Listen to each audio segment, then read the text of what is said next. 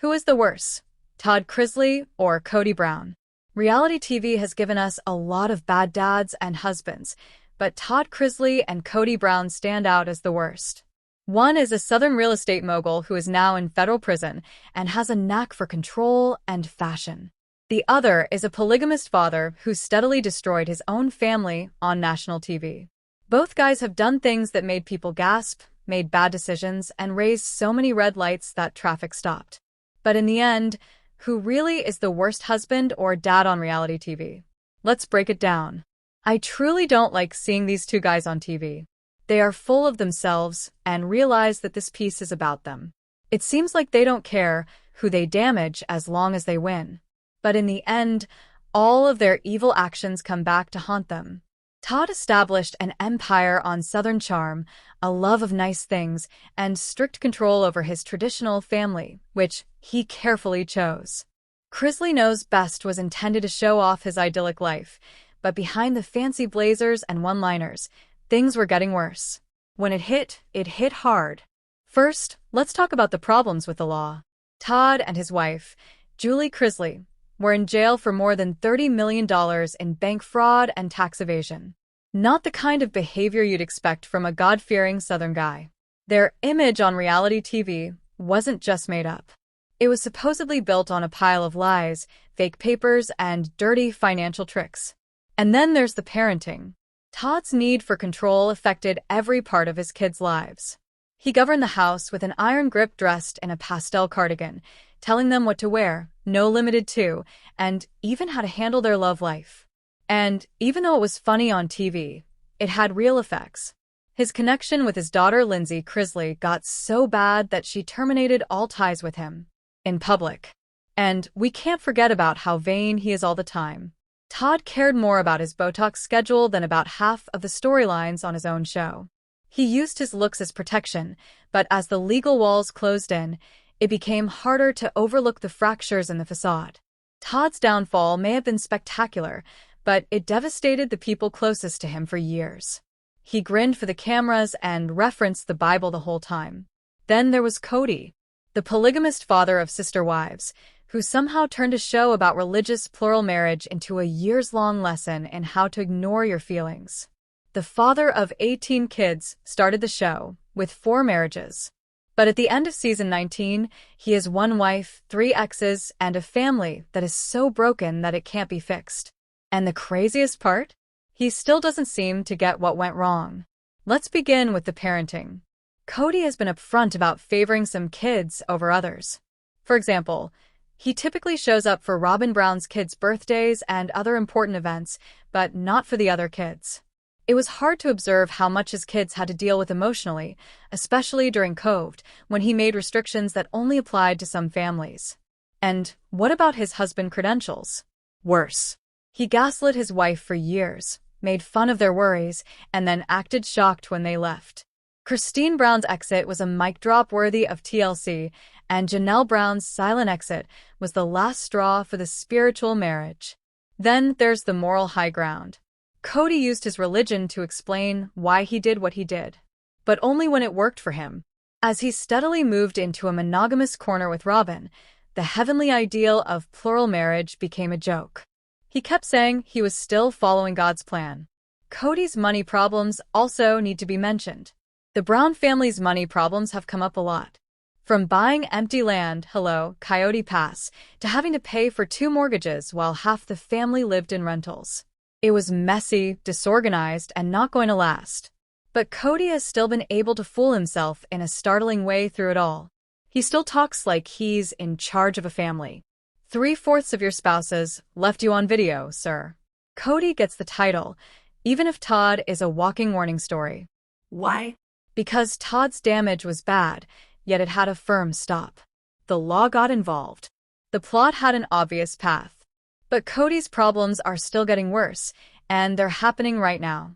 He keeps ruining relationships while pretending to be a leader, using faith and favoritism to explain all he does. His spouses and kids are still going through a lot of emotional pain. Todd may be in jail, but Kody is still out here ruining his family's finances, and there is no court date in sight. But it was a cold February morning in Flagstaff, Arizona, and everyone was excited because it was Valentine's Day. For Cody Brown, though, it wasn't just another Valentine's Day. This time, he made a big pledge to each of his 4 wives: Mary, Janelle, Christine, and Robin. He would spend the day with each of them, one at a time, in a way that recognized their unique relationships and brought back old feelings. Mary's house was where Kody began the day.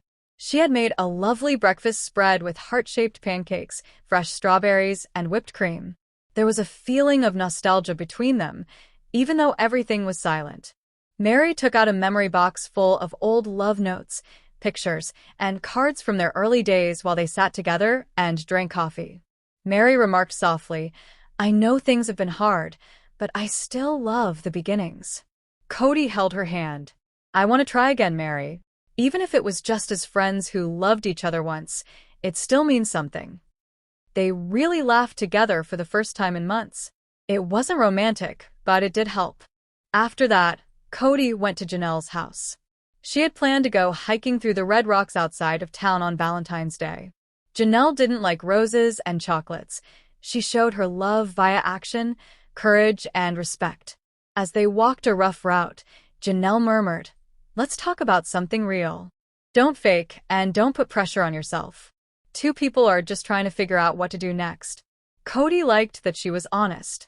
"You've always been there for me, Janelle. You should feel like you're at the top of the list, not just included." When they got to the top of a high cliff that looked out over the desert, Kody gave her a little notebook. Janelle responded, "It's blank," looking confused. "It's up to you to write out your vision and your guidelines. This time I might follow your lead." Her eyes sparkled, but she didn't grin. She hadn't felt heard in a long time before this. Christine had already moved on emotionally, but she agreed to meet Kody for Valentine's Day, partly to get some closure.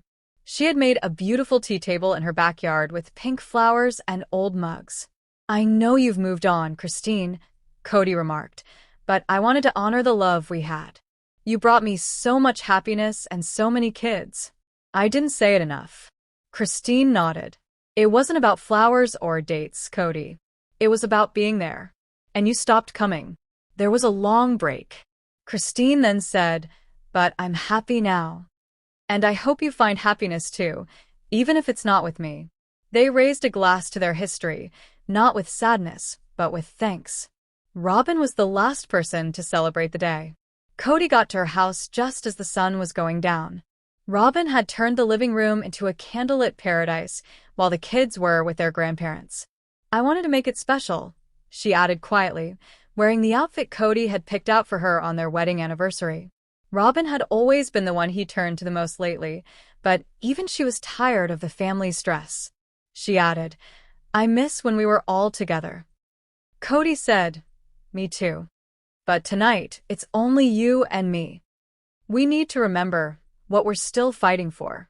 In the warm light of candles, they danced to their favorite slow tune, holding on to the final thread of what had once been a dream of peace. Kody sat alone in his pickup at the end of Valentine's Day, thinking. The day hadn't made everything better. Christine had moved on. Janelle was quite independent. Mary was starting over. Robin was still clinging on. But for one day, he had respected each of their hearts. Not like a guy with 4 wives, but like a man who is finally starting to comprehend what love really means. Love isn't simply about big things, after all. It's about being there for each other, showing respect, and growing, even when the road is no longer shared. But in Flagstaff, it was a calm afternoon. The air felt thicker than normal, not because of the heat, but because of how sad the Brown family was. The sister wives were quiet in Robin's living room. Christine's spontaneous but strong choice to quit the multiple marriage was at the center of the spiritual link that had formerly been strong between them. Robin had a mug of lukewarm tea in her hands and looked pale. Finally, she spoke up and said, "There's this heavy weight in my chest. Part of this family is being ripped apart, and no one knows how to stop it," I said. Janelle, who was always the sensible one, sighed. "Robin, we can't stop it. Christine made her decision a long time ago. We just didn't want to see it." Mary looked down at her hands and slowly turned her wedding ring. She used to be so hopeful. Do you remember when we all went to Las Vegas? She believed in this way of life more than anyone else. What happened?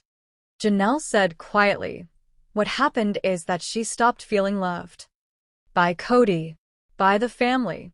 She kept giving, and in return, she felt like no one could see her. Robin said, her voice shaking. But she didn't tell us. She didn't yell or fight. She just disappeared. Mary's eyes flooded with tears. I remember her saying last year that she couldn't do it anymore. That it felt like she was about to drown in her own house. But I assumed it was just anger.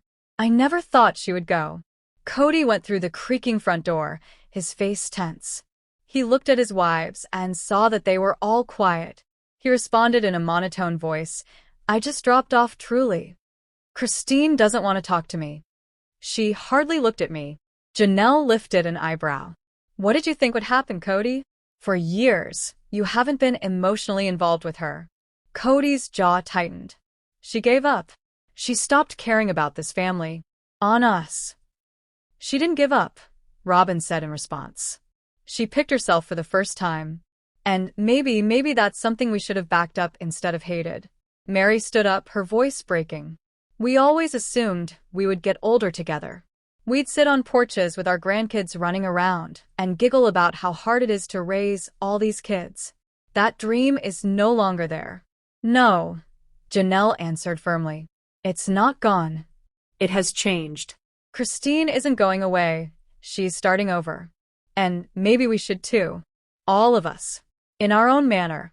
Cody looked at the floor, feeling overwhelmed. I made this family. I put everything into it. And now it's breaking apart. Maybe you should ask why that is. Mary murmured softly. The room became quiet again, but this time it wasn't heavy. It was kind. Thinking about it. Even hopeful.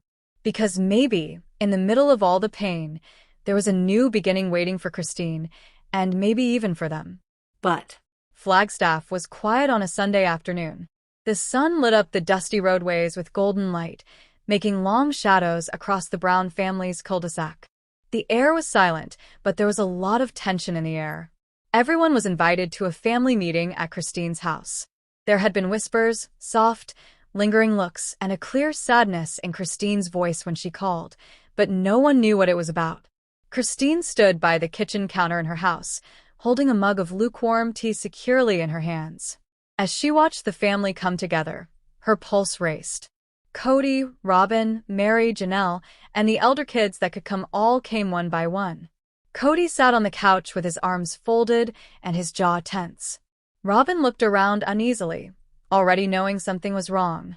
Mary stood with her arms crossed as always, and Janelle leaned nonchalantly against the doorframe but kept a close eye on Christine. Christine took a big breath. Thank you all for coming, she said, her voice shaking a little. I know you probably figured out that this isn't just a regular family update. Silence fell like a hammer. Cody blinked. What do you mean, go? He questioned gently, though a part of him had sensed it coming. Christine glanced at each of them, and her eyes filled with tears. I'm going to Utah. I'm ending the marriage. I can't keep living a life that doesn't make me happy. I've tried. I prayed. But I need something else now, both for me and for Truly. Janelle's eyes became softer. She moved closer and reached for Christine's hand. I know how hard it's been for you. Christine, you deserve peace. Mary was quiet and glanced down, her face pallid. Robin opened her mouth like she was going to say something, but then she closed it again. Her lips shook. Cody got up quickly. We've made a life together. We've given up things. You just want to get rid of it? Christine said firmly, I'm not throwing anything away. I'm choosing to live with purpose. I gave this family everything I had. But I can't ignore that my spirit has been breaking anymore. Robin finally said something. What about the kids? What about us? Everyone in the family will sense this. I know, Christine responded, her voice breaking. But I can't be what this family needs if I'm not whole myself. The room was silent again, this time in shock. Everyone felt the weight of her words. It wasn't just a breakup. It was the end of an era, the end of a complicated, shared dream. Christine went out into her backyard later that night, after the family had left in astonishment and stillness. The sky had changed to gentle tints of lavender and rose. Truly came up to her and held her hand. "Are you all right, Mom?" she asked softly. Christine looked down, and her eyes were wet, yet she was smiling. "I am now." Christine felt free for the first time in years as the sun went down behind the Arizona hills. It was scary but also lovely and unknown. She still had a long way to go. It was only starting. And for the first time in a long time, it was only hers. The Brown family would remember Christine's departure for years to come.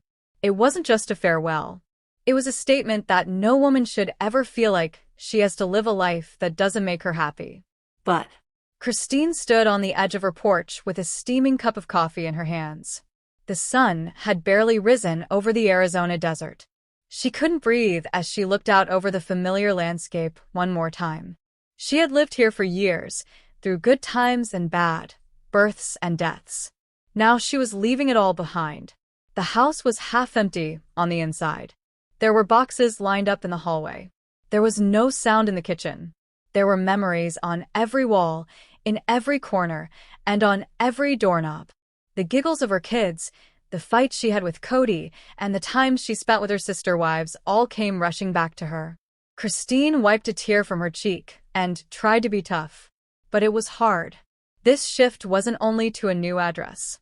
It was a statement of freedom, a step toward getting her life back. She had arranged a family meeting earlier that week.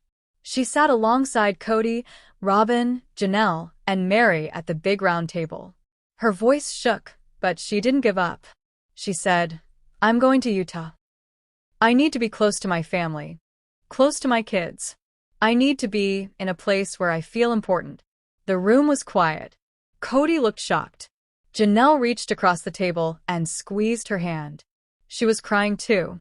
Robin tried to stay calm, but her jaw was tight. Mary sat still, making it hard to read her. Kody had replied angrily, "You're tearing the family apart." Christine stared at him. "No. I'm taking care of myself." The moving truck was parked outside now. Her daughter Truly was sitting on the porch swing with her earbuds in, watching the world go by. Christine stepped up and sat down next to her. "Are you okay, sweetie?" she asked softly. Truly nodded his head slowly. "I think so. I'll miss the other people. But I'm also excited. It seems like we're starting over." Christine smiled and kissed her daughter on the forehead. "That's exactly what we're doing." The remainder of the family started to show up as the movers finished loading the last boxes. First came Janelle. She brought muffins and tears with her.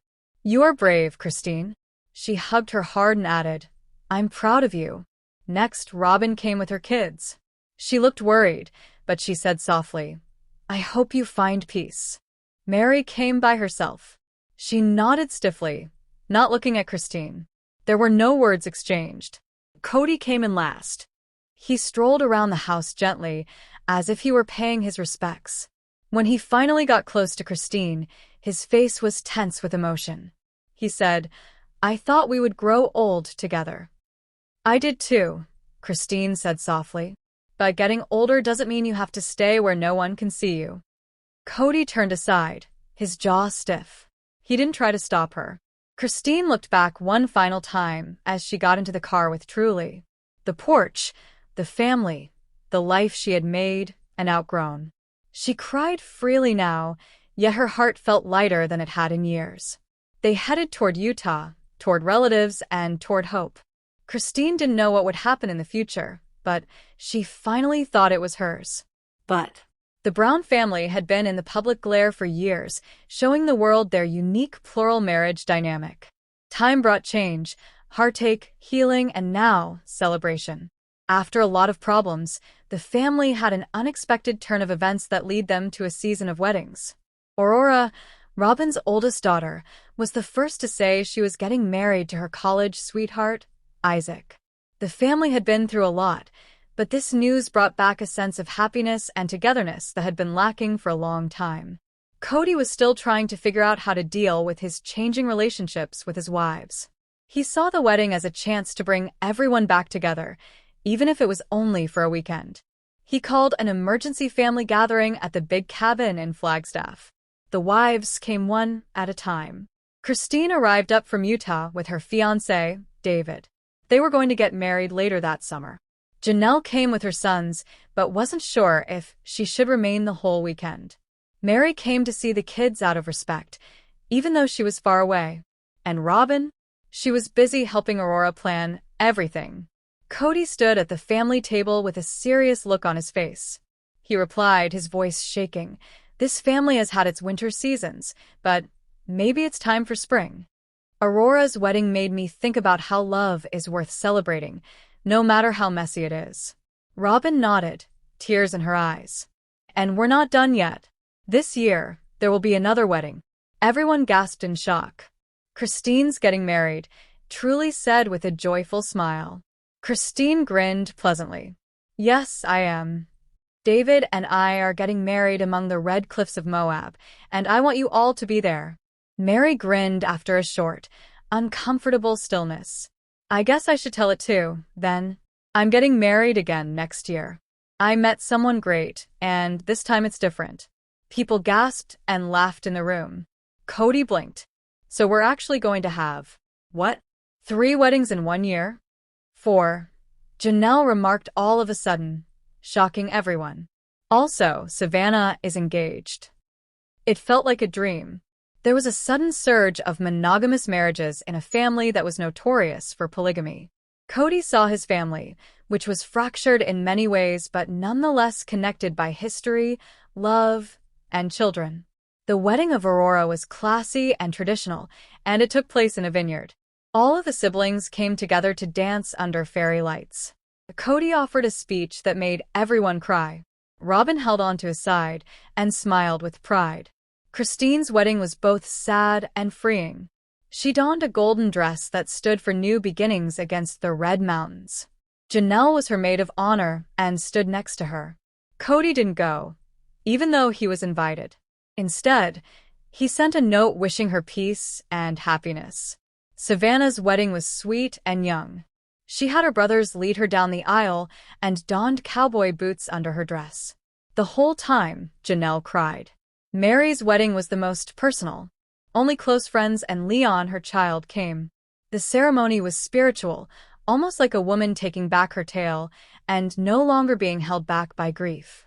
At the end of the year, the Browns weren't one big, happy family anymore, but they found a new way to be together. By honoring love in all its manifestations. The family had changed. The wives had gone their own ways. And what about Kody?